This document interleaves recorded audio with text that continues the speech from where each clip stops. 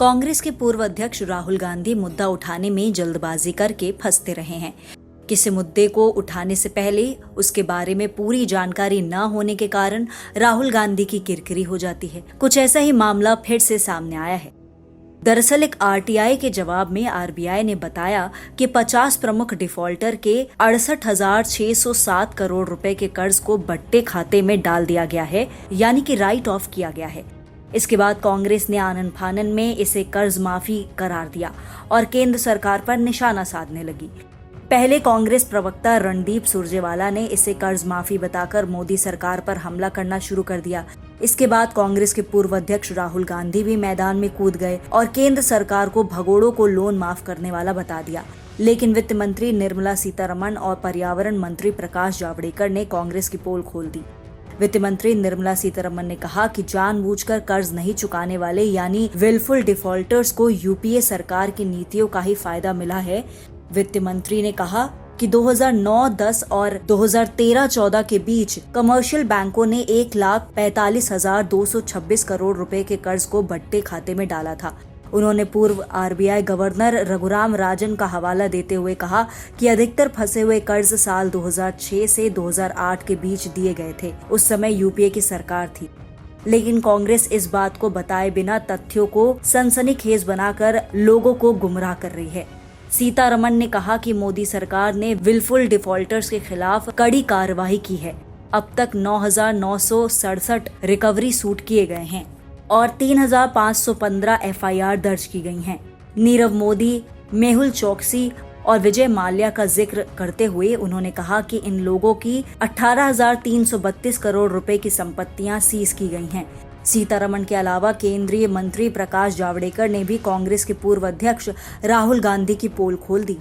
उन्होंने कहा कि कर्ज को बट्टे खाते में डालने का मतलब उसे माफ करना नहीं होता है। कोई पैसा माफ नहीं किया गया है। राहुल गांधी को अपनी पार्टी के नेता और पूर्व वित्त मंत्री पी चिदम्बरम से कर्ज माफी और कर्ज को बट्टे खाते में डालने के बीच का अंतर समझने के लिए ट्यूशन लेनी चाहिए।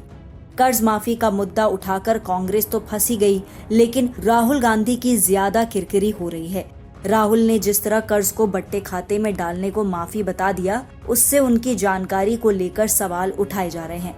दरअसल कर्ज को बट्टे खाते में डालने का मतलब है कि ऐसे कर्ज जिनकी रिकवरी की बैंक को अब उम्मीद नहीं है। बैंक इसकी वसूली के लिए कानून प्रक्रिया का सहारा लेता है। इसमें कर्ज माफी नहीं होती है, वसूली की प्रक्रिया जारी रहती है। साथ ही इससे बैंकों की वास्तविक संपत्ति का आकलन करने में भी मदद मिलती है। बैंक को अपनी क्षमता का पता चलता है ताकि आगे लोन देने के समय इस बात की जानकारी रहे कि उसके पास कितना ऐसा लोन है जिसके वापस आने की संभावनाएं कम हैं। इनसे वसूली में काफी समय लग सकता है। इसके कारण बैंक को अपनी पूरी क्षमता की जानकारी होती है।